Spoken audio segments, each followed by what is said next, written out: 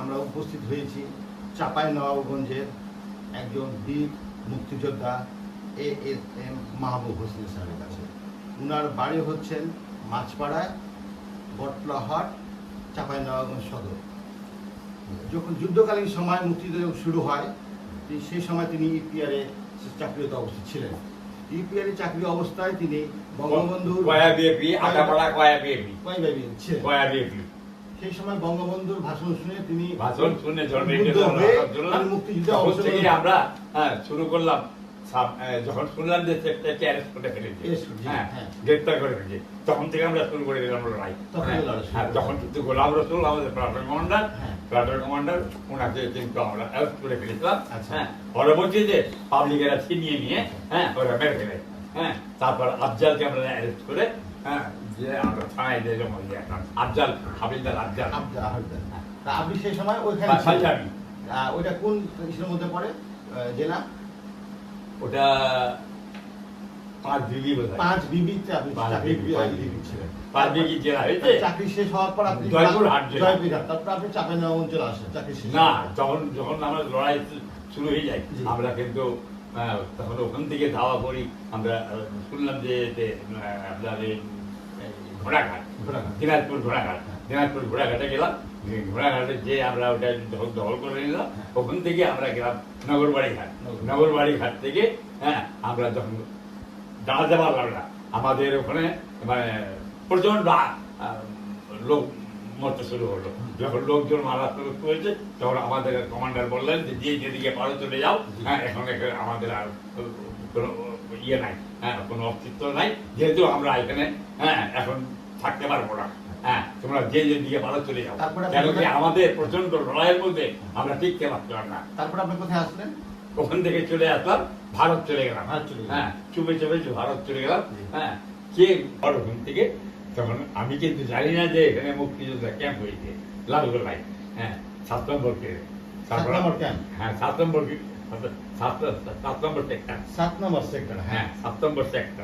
নম্বর সেক্টরে যে ক্যাম্প হয়েছে এটা আমি জানি না। আমি একদিন শাহজাদপুরের হাতে বসে চা খাচ্ছি, এমন সময় আমাকে একজন এসে বললো যে আপনি কে লোক না? হ্যাঁ। আপনি কে? বলে আমি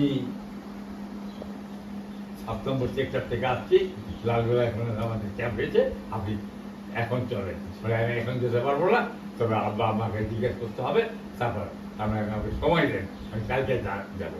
যে আব্বা আমাকে জিজ্ঞেস করলাম, আব্বা আমা বলে বাবা তুই চলে যাও, না হলে ওরা ধরে নিয়ে যাবে, অসুবিধা হবে।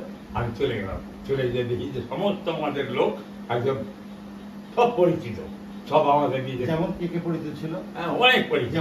যেমন সুবেদার মনোয়ার হোসেন, ক্যাপ্টেন গিয়াস।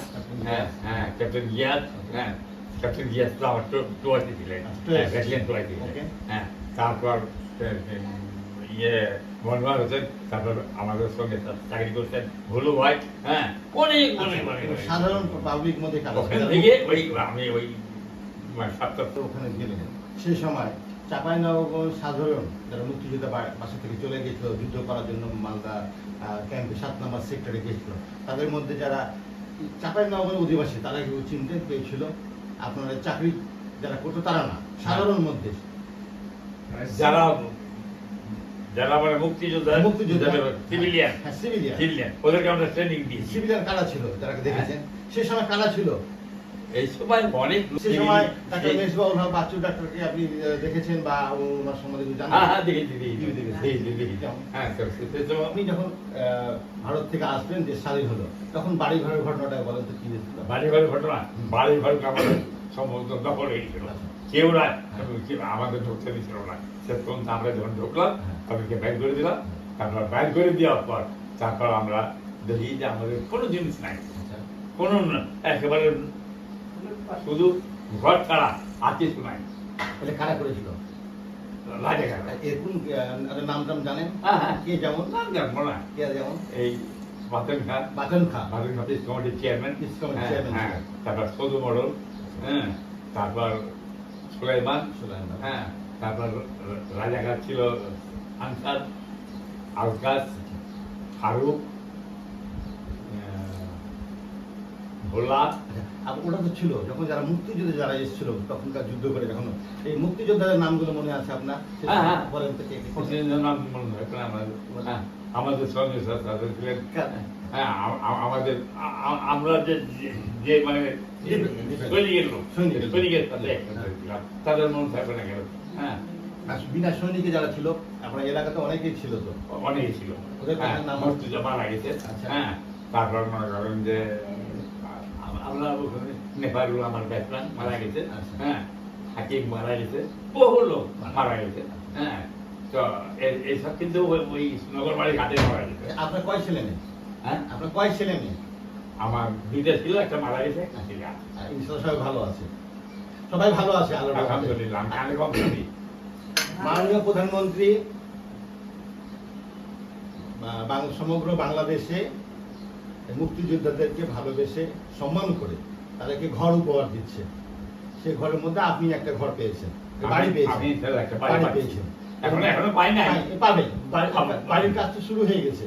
হ্যাঁ, বাড়ির কাজ শুরু হয়ে এই হচ্ছেন আমাদের জি। প্রধান হেড মিস্ত্রি। হ্যাঁ, বাড়ির কাজ শুরু হয়েছে, ইনশাআল্লাহ শেষ হয়ে যাবে। তাই এই বাড়িটা যে পাচ্ছেন, বাড়িটা আপনার কেমন লাগছে যে আপনি একটা বাড়ি? আমাকে তো খুব ভালো লাগছে, আমার কাছে খুবই ভালো লাগছে যে আমি যদি প্রধানমন্ত্রীকে সামনে পেতাম তাহলে ওনাকে একটু পদপুষ্টি করতাম। হ্যাঁ, ওনাকে একটু সালাম করতাম, একটু পদপুষ্টি করতাম। এটা আমার খুব একটা মনের আগ্রহ, কিন্তু আমি ওনাকে সামনাসামনি পাই আপনি না। দোয়া করবেন হ্যাঁ। ইনশাআল্লাহ, জাতির জন্য বঙ্গবন্ধু শেখ মুজিবুর রহমান দোয়া করবেন, মাননীয় প্রধানমন্ত্রী দোয়া করবেন। এবং আপনি ওনারা আছেন বলে, মাননীয় প্রধানমন্ত্রী আছেন বলে এখন মুক্তিযোদ্ধা এবং মুক্তিযোদ্ধার সন্তানরা এখনো বুক খুলে চলতে পারে। আমি হ্যাঁ। আমি দোয়া করি হ্যাঁ। প্রধানমন্ত্রীর জন্য, শেখ হাসিনার জন্য।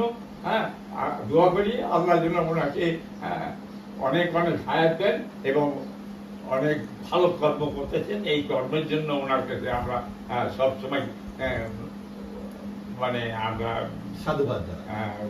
সবসময় ওনার কাছে আমরা রেডি। হ্যাঁ, যেন কি উনি যে আমাদের যে আমরা যতদূর পর্যন্ত প্রাপ্য ছিলাম না, তার ক্ষেত্রে উনি আমাদেরকে অনেক বেশি দিয়েছেন। হ্যাঁ, এই যে আমরা এই জন্য ওনার কাছে আমরা হাজার হাজার সালাত, হ্যাঁ, এবং বঙ্গবন্ধু কন্যা, হ্যাঁ, ওনার জন্য আমরা দোয়া করবো, আল্লাহর কাছে বলবো আল্লাহ ওনাকে হায়াত দারাজ করুন এবং যতদিন উনি থাকবেন, হ্যাঁ, ততদিন যেন আল্লাহ, হ্যাঁ, আমাদের মুক্তিযোদ্ধার সম্মান তার জন্য বলে থাকে। আমিও মুক্তিযোদ্ধার সন্তান, আমার আব্বার নাম ডাক্তার মেজবাউল হক। হ্যাঁ। আপনি চিনেন ওনার? আমি চিকিৎসা করেছি, ওনার কাছে গিয়েছি। আমার আব্বার বন্ধু, আপনার আব্বার বন্ধু। আমার আব্বার বন্ধু। উনি কি মুক্তিযোদ্ধা ছিলেন? হ্যাঁ, উনি তো মুক্তিযোদ্ধা ছিলেন। উনি তো মুক্তিযোদ্ধা ছিলেন না? হ্যাঁ, উনি আমাদের এমপি না?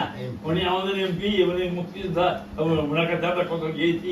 হ্যাঁ, এখানে সেন্টু, হ্যাঁ, সেন্টু সেন্টু মারা ভাই, গেছে। হ্যাঁ, সেন্টু আব্দুল মান্নান আব্দুল মান্নান সেন্টু ভাই। হ্যাঁ, ওই যে সিভিলিয়ানদের কথা বলছে, হ্যাঁ। সেন্টু মারা গেছে। সেন্টুর সঙ্গে আমরা চর্চা ছিলাম। হ্যাঁ, সেন্টুর সঙ্গে আব্দুল মান্নান সেন্টু। তাহলে ঠিক আছে, আপনি ভালো থাকেন, সুস্থ থাকেন। আবার আসবো, আপনাকে মূল্যবান সময় নষ্ট করলাম না, কোনো সময় আসতে পারেননি, বরঞ্চ খুবই আপনাকে একবার আমাকে আনন্দ দোয়া লাগছে। করেন, আমাকে বীর মুক্তিযোদ্ধাকে আমরা গোলাগালি করতে পারছি।